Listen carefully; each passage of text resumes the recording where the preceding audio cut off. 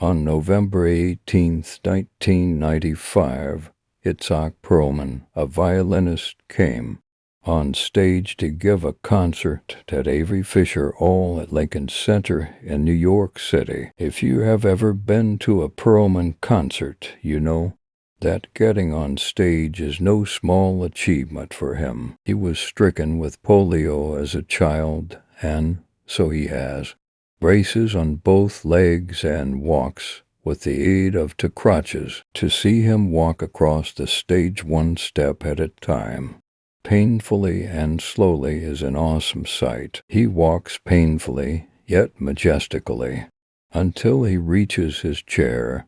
Then he sits down, slowly puts his crutches on the floor, undoes the clasps on his legs, tucks one foot back and extends the other foot forward. Then he bends down and picks up the violin, puts it under his chin, nods to the conductor, and proceeds to play. By now the audience is used to this ritual. They sit quietly while he makes his way across the stage to his chair. They remain reverently silent while he undoes the clasps on his legs. They wait until he is ready to play, but this time something went wrong.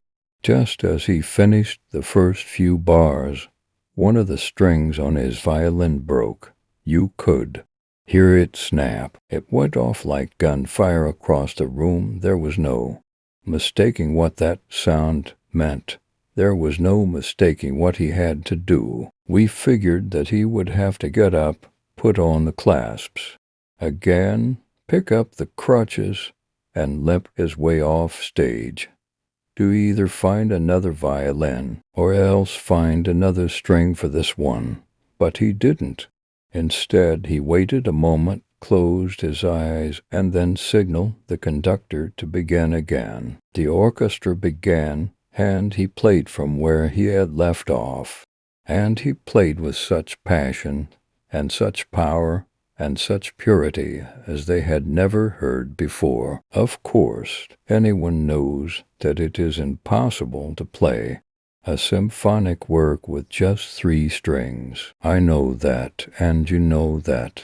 But that night Itzhak Perlman refused to know that. You could see him modulating, changing, recomposing the piece in his head. At one point it sounded like he was detuning the strings to get new sounds from them that they had never made before. When he finished, there was an awesome silence in the room, and then people rose and cheered. There was an extraordinary outburst of applause from every corner of the auditorium. We were all on our feet, screaming and cheering, doing everything we could to show how much we appreciated what he had done. He smiled, wiped the sweat from his brow, raised his bow to quiet us, and then he said, not boastfully, but in a quiet, pensive, reverent tone, you know, sometimes it is the artist's task to find out how much music you can still make with what you have left. What a powerful line that is.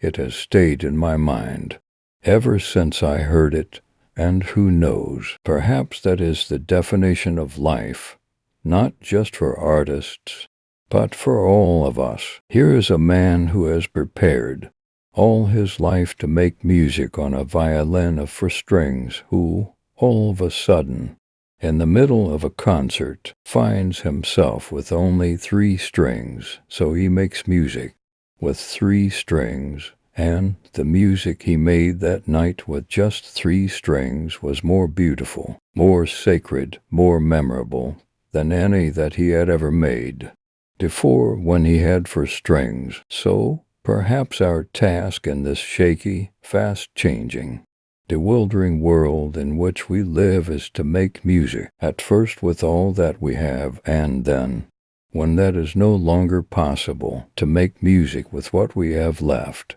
Thank you for watching the video. Subscribe to my YouTube channel and press the bell icon.